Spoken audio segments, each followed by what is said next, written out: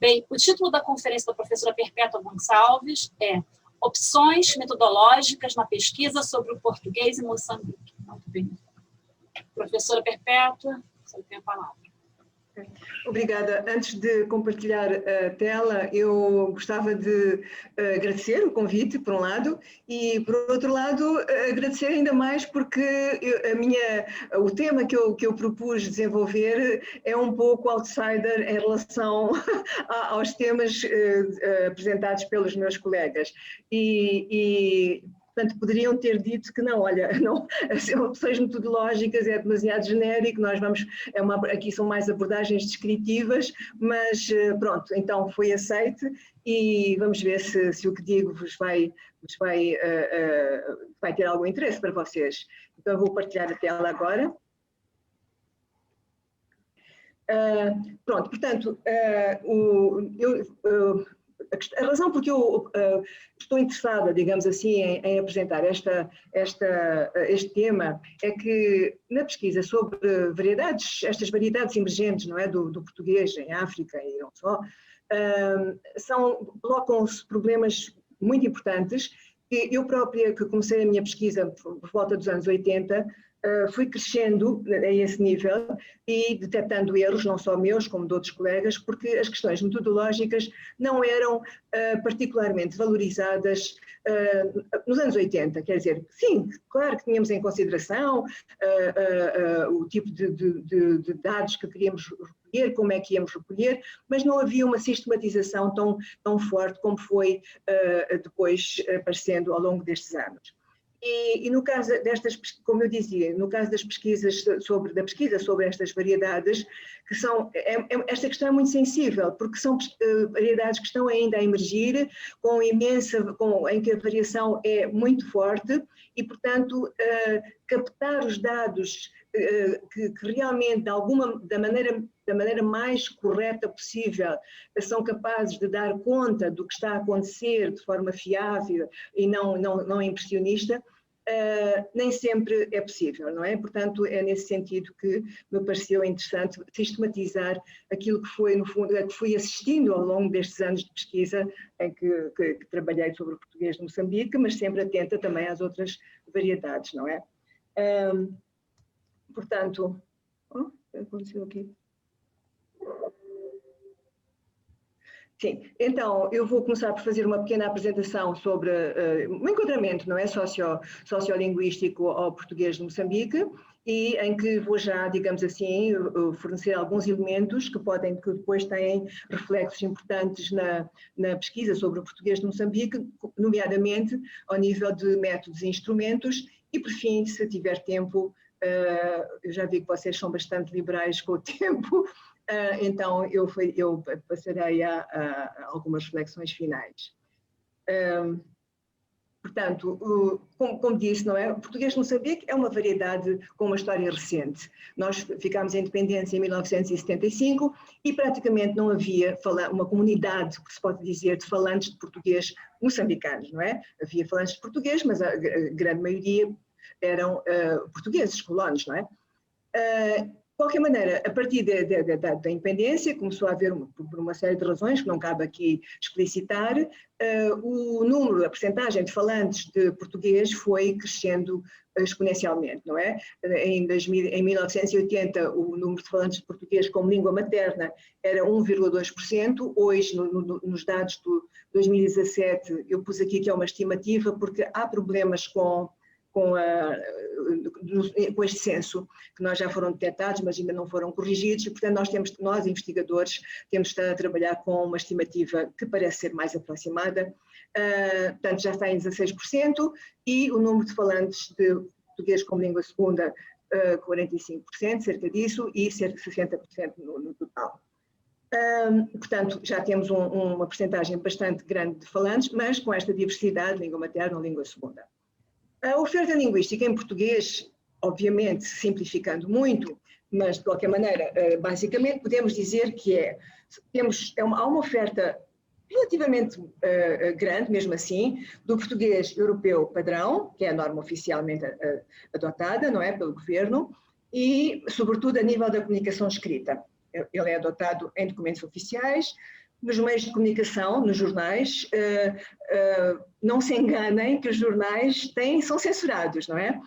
Há um ou outro jornal que foge à censura, mas de uma maneira geral os jornais são censurados no sentido de seguirem a norma do padrão europeu. Tanto quanto a pessoa que censura conhece essa norma, mas em princípio sim.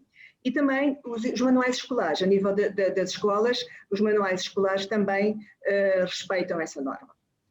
O português de Moçambique, a oferta no português de Moçambique é sobretudo ao nível oral. Em casa, quando se fala de casa, obviamente fala-se de casa em meio urbano e não em todos, quer dizer, digamos assim, há bairros em que se falará menos, mas no bairros suburbanos, mas mesmo assim no bairro, entre as crianças, etc., fala-se bastante português, no trabalho também, isto sempre. Aqui é sempre bom ter presente que as pessoas também, a nível de Maputo e de algo, não sei muito bem como é que será, se se poderá dizer isto para todas as cidades, mas a nível do trabalho, em Maputo, por exemplo, as pessoas ainda falam muito, interagem entre si, intercomunicam na sua língua materna, mas também em português. A escola também, o professor fala em português com os alunos.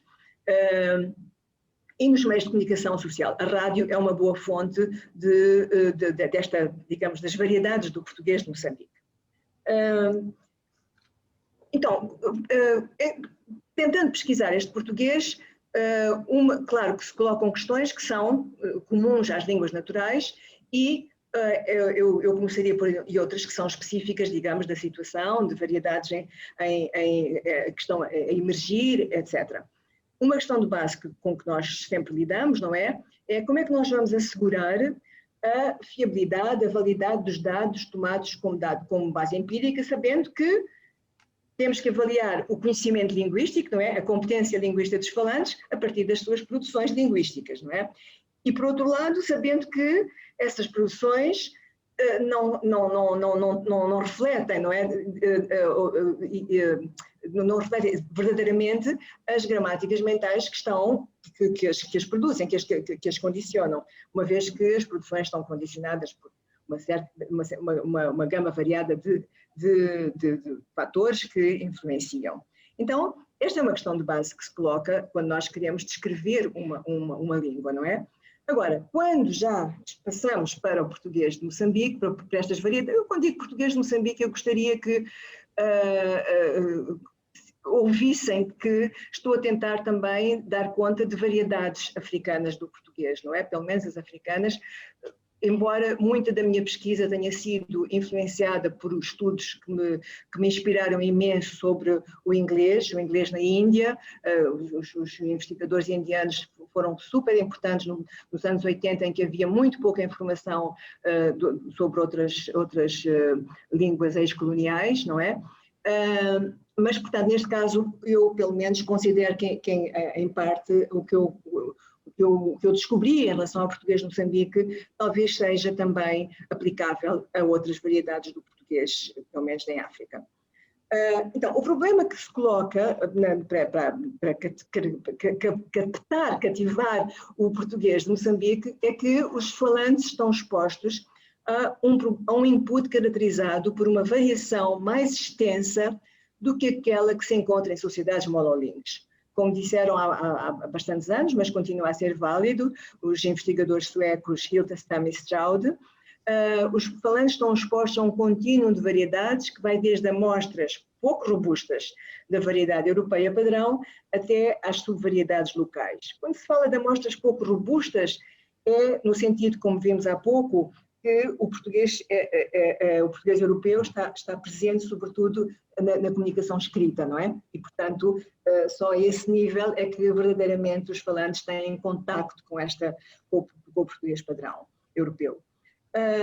E, portanto, sendo assim, os falantes destes países, e mesmo aquilo que Lightfoot chamou, embora neste tipo de contextos, mas chamou de competências múltiplas, não é? Por um lado, os falantes têm conhecimento de propriedades das novas gramáticas do português e também do português europeu padrão. E quando falam, não é? Nem sempre a sua fala, as suas produções linguísticas, nem sempre as suas em português, essas produções são geradas, não é?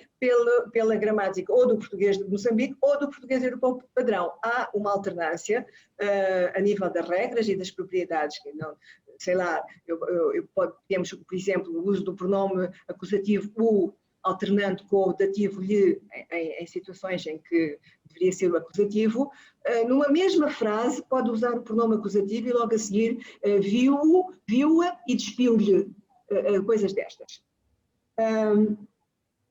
Portanto, então, o que eu agora farei é, face a estes problemas, obviamente que os investigadores têm tentado, não é, encontrar os dados que melhor dão conta desta variedade do português. Talvez saibam, mas enfim, não é demais dizer que a pesquisa sobre o português de Moçambique, a fonética, a fonologia, não tem praticamente nenhum estudo consistente e em que o objetivo seja exatamente essa caracterização. Há alguns estudos incluídos em trabalhos mais genéricos, mas basicamente o que tem sido estudado é a sintaxe, léxico-sintaxe, morfossintaxe e léxico também. E as linhas de pesquisa têm sido pesquisa qualitativa, dados de observação, portanto, pesquisa quantitativa, dados de elicitação e depois, frequentemente, há, como vou apresentar a seguir, isto é só o menu, também há investigadores, frequentemente, que adotam um método misto, né, triangulação, em que trabalham com dados de observação e com dados de elicitação. Os dados de observação, pode-se dizer de uma forma muito geral, salvo raras exceções, são semi-espontâneos e temos dados orais e escritos. E, portanto, temos vários corpora recolhidos, mas nem todos tratados portanto, formalmente, de forma a permitir a sua consulta fácil e os resultados para aceder a esses corpora. O português geral, o panorama do português geral de Maputo, que foi recolhido nos anos 90, mas que ficou, a professora Laura Alvarez ainda tentou e conseguiu recuperar o pouco que ainda sobrou, porque teve uma história, estava hospedado numa instituição de educação e isso complicou muito não só o arquivo e depois também o tratamento, etc. Temos o corpus de português contemporâneo, o corpus de referência do português contemporâneo, que tem vários corpora lá dentro, não é? E entre eles o Corpus África, também tem dados do português de Moçambique, alguns escritos são de obras literárias, o que pode ser às vezes problemático, mas pronto, é um corpus e está acessível e para consulta e para fazer buscas e é muito importante. Temos o Corpora Report, que penso que a professora Silvia Brandão está associada a este corpus, não é? E se não me engano, este corpus inclui dados do Português Geral de Maputo, e temos um pequeno corpus do Dicionário de Regências de Verbos do Português de Moçambique, a que estive, dados escritos e orais, a que estive associada e foi desenvolvido no âmbito da cátedra da UEM. Depois há poucos, mas há alguns corpos recolhidos no âmbito de projetos de investigação, concretamente este ao qual também estive associada, da competência escrita dos estudantes universitários, e o que há em relativamente grande quantidade são corpos recolhidos por investigadores individuais no âmbito de teses, normalmente teses de pós-graduação, mestrado e doutoramento. Claro que estes dados de observação, a teoria já o disse, e nós não somos exceção, os dados do PM não são exceção, têm sempre limites e problemas. E um deles é que há estruturas que ou não são usadas ou não estão suficientemente atestadas, não é? E, portanto, se não impossibilitam, pelo menos fragilizam as generalizações sobre as propriedades que se pretende estudar, as propriedades que se considera que podem ser específicas do português de Moçambique. Por exemplo, frases interrogativas, construções de gradação, ordem de clíticos em complexos verbais e muitos outros. Portanto, à partida há estruturas e propriedades que estão excluídas ou quase quando se trata de trabalhar apenas com dados de observação. E normalmente vou ver aqui, não. Normalmente os investigadores procuram ou tomam estes resultados como hipóteses a explorar, portanto, apenas como hipóteses e não como conclusões de alguma maneira definitivas, tanto quanto a gente pode nas ciências sociais estabelecer algo que seja definitivo, ou então estes dados são combinados com pesquisa quantitativa. E ainda uma outra hipótese menos frequente em que se combinam dados de observação, mas de corpora recolhidos em diferentes contextos. Por causa disso, por causa destes limites, eu quando trabalho com dados de observação, costumo afirmar, trago para aqui uma pequena afirmação minha, que é, na fase atual do português de Moçambique, é prematuro ainda tomar as propriedades e regras que se observam, não é? Dados de observação, no discurso de informantes, como evidências de uma nova gramática da variedade moçambicana do português. E isso, dada a variabilidade que caracteriza, são falantes de língua segunda, tipicamente, até agora, já começamos a ter um número considerável de falantes de língua materna, mas até agora considerávamos que o português de Moçambique era tipicamente produzido por falantes desta língua como língua segunda. E por isso me parece sempre aconselhável não tomar os dados como evidências fiáveis de uma nova gramática já estabilizada, sobretudo mesmo tratando-se da subvariedade culta, não é?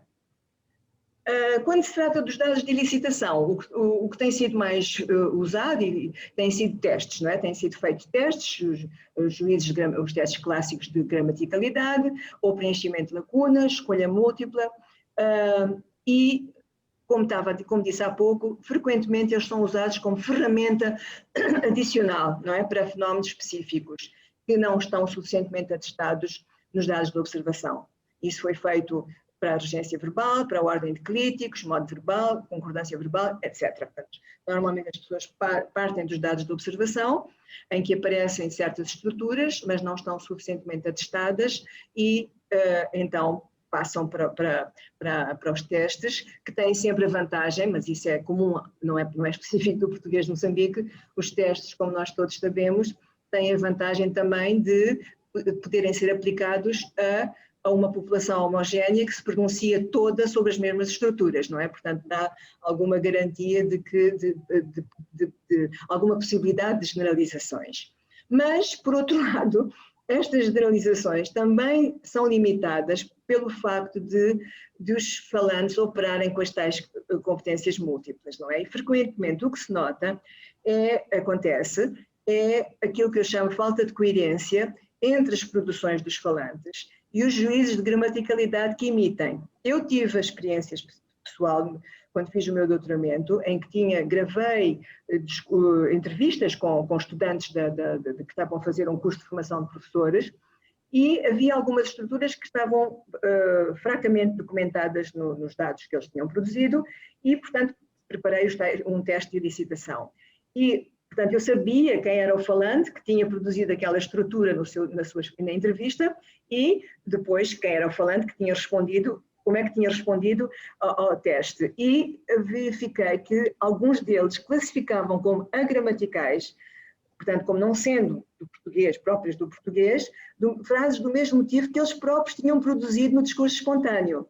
E, portanto, isto torna os resultados relativamente inconsistentes, não é? E além de que nem todos os falantes aceitam construções testadas, geradas pela gramática do português de Moçambique ou do português europeu. Há uma grande oscilação. Então, as causas, como disse, pode ser exatamente o facto de operarem com competências múltiplas e, por outro lado, este parece um aspecto muito importante, por outro lado, de uma maneira geral, a atitude para com a norma europeia é uma atitude positiva. Ela é considerada a norma mais prestigiada e valorizada socialmente, exceto, é bom dizer, exceto a nível da pronúncia. Há um estudo do meu colega Gregório Firmino, bastante interessante, em que ele interroga exatamente as pessoas sobre o uso de construções e a pronúncia típicas do português de Moçambique, e as pessoas claramente consideram que apreciam positivamente uma pronúncia moçambicana, mas já não aprovam, por exemplo, construções em que há falta entre aspas, não é? Em que a concordância verbal não segue as regras do português europeu e outras construções desse tipo. Portanto, dada esta atitude positiva, em situação de produção linguística controlada, como é o caso dos testes, há tendência e porque os falantes conhecem o português europeu, há tendência a aceitar ou a usar, no caso de ser um teste de preenchimento de lacunas, a estrutura que os falantes supõem ser do português europeu, porque isso também é outro aspecto interessante, não é? Há casos em que os falantes corrigem a frase do português europeu e dão um equivalente que supondo-se que não é do português europeu, supondo que é do português de Moçambique, e dão um equivalente que, do seu ponto de vista, é do português europeu, quando na verdade é o português de Moçambique. Há aspectos assim nestas pesquisas bastante interessantes e que mereceriam eventualmente um estudo mais delicado. Só para terminar esta apresentação, gostava também de trazer para aqui uma contribuição que eu chamo inovadora, a nível dos dados de licitação, que foi usada por uma investigadora de Nampula, da Universidade de Nampula, Ermelinda Mapace. Ela pretendia ver se já seria possível considerar determinadas estruturas, determinadas propriedades do português de Moçambique como sendo norma, não é? Norma culta, obviamente. Então, o que ela decidiu foi, e eu também estive associada a isso, porque estive associada no sentido de que o meu percurso de investigação deixava-me de alguma maneira frustrada, porque os dados de observação não são suficientes, os testes de licitação têm estas inconsistências de que falei, e portanto, explicáveis, não é? Devido às atitudes em relação ao português europeu, etc. Então decidimos, e ela depois aplicou, e ela que o fez, aliás, ela que fez o teste, a elaborar um teste de gramaticalidade em forma de relato. Eu vou dar um exemplo a seguir de como é que isto funcionou, que tinha estruturas do PM excluídas pelo português europeu padrão. Ela considerou que era bom, este formato do relato era perfeitamente adequado aos informantes, porque se tratava de professores de português. Os seus informantes eram professores de português da Universidade de Nampula, ou então do nível pré-universitário. E, portanto, de alguma maneira, ao corrigirem o texto que lhes foi submetido, eles estariam a recriar um método de trabalho que eles usam no seu dia-a-dia, que é a correção de trabalhos escritos pelos seus alunos.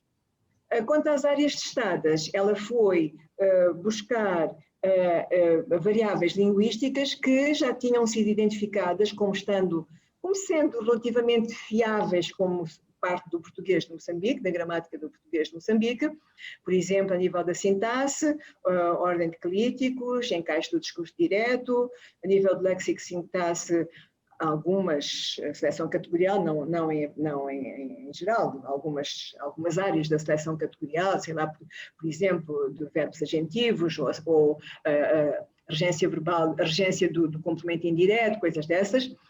E a nível da morfossintaxe, concordância nominal e verbal.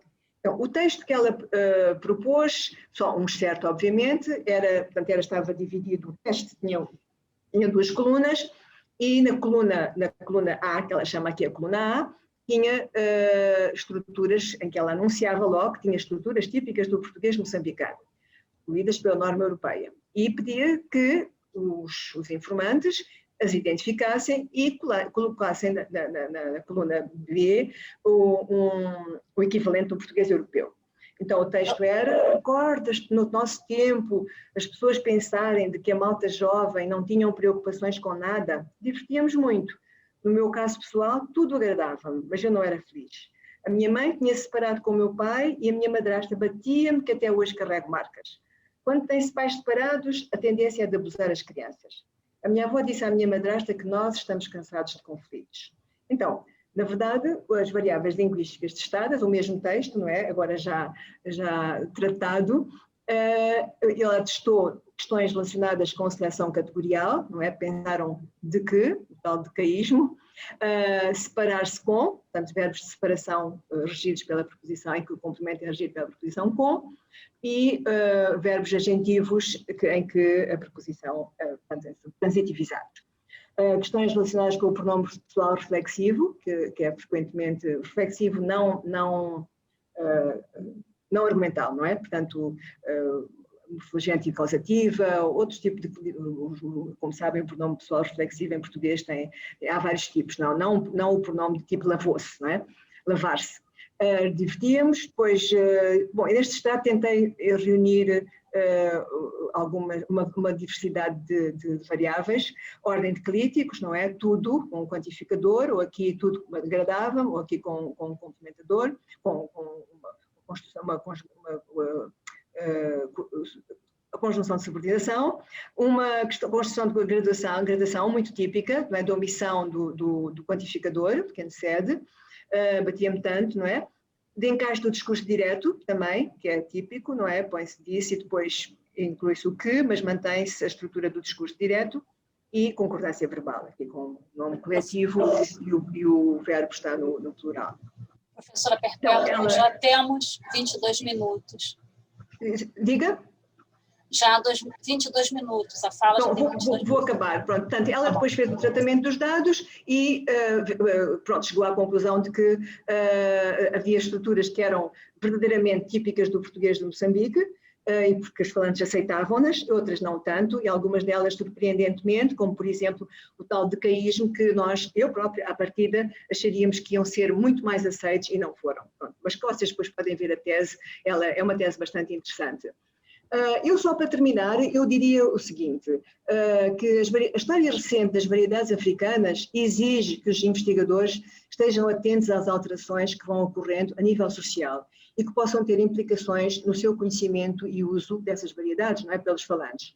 Por exemplo, em Moçambique, nos últimos 20, 30 anos, a qualidade de ensino, sobretudo primário, tem vindo a baixar de forma dramática, com fortes implicações no conhecimento do português adquirido em contexto escolar.